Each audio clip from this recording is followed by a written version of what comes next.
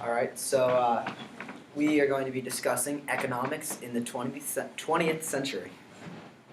So, for starters, we're just going to give you a brief timeline of what happened. So, the Roaring Twenties. This was a big change from the agricultural lifestyle that America previously was in, because now most Americans lived in cities versus farms.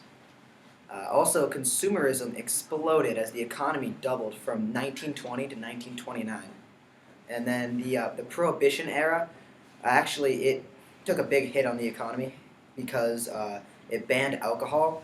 So people had to get alcohol illegally through speakeasies, and then people like Al Capone and other bootleggers, they actually had the police on payroll. For example, Al Capone, he had over half of Chicago's police force on payroll. So a bit of a corrupt time. Next was the Great Depression. That followed directly after the Roaring Twenties, and this happened when the stock market actually crashed. And millions of stocks were traded on a day called Black Thursday, and all these stocks that were traded became worthless, ruining many people. After that, consumerism then plummeted because everyone was afraid to spend their money because they're afraid everything would be worthless, and millions of people therefore lost their jobs because no one wanted to buy anything. And thousands of banks then failed, and President Hoover then tried to solve this through government loans. Didn't really work.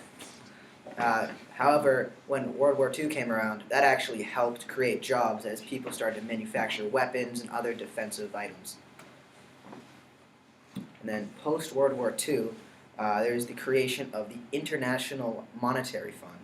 And the goal of this project was to prevent any more recession.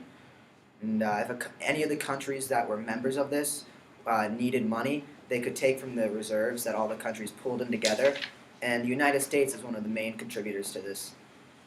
Also, the General Agreement of Tariffs and Trade, also known as GATT, what it did is it removed tariffs on trades so that American goods were then easily available to people all over the world.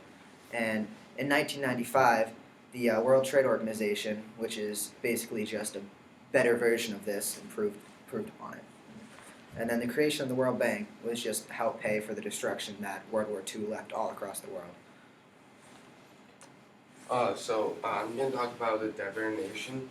The first two lines are the definition of it, and I'm not going to read it to you. But since World War One, U.S. became the debtor nation at 1985, September 17th.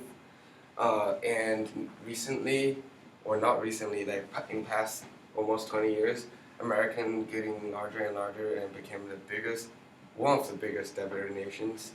And as you can see in this graph, the turning point is right at 1985, which the economy going like worse, and just turning from the borrowing money from others. Turn from loan money to others to borrowing money from others for military spend and etc. things, which the economy wasn't like that great.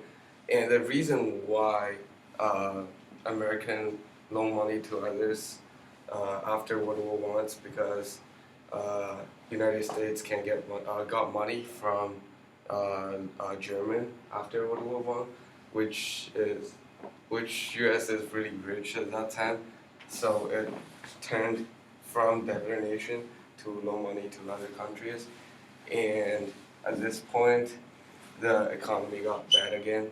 That's why it became debtor nation, and this is like really important in the transitions of the economy in 20th century. And this is a works cited. Yeah.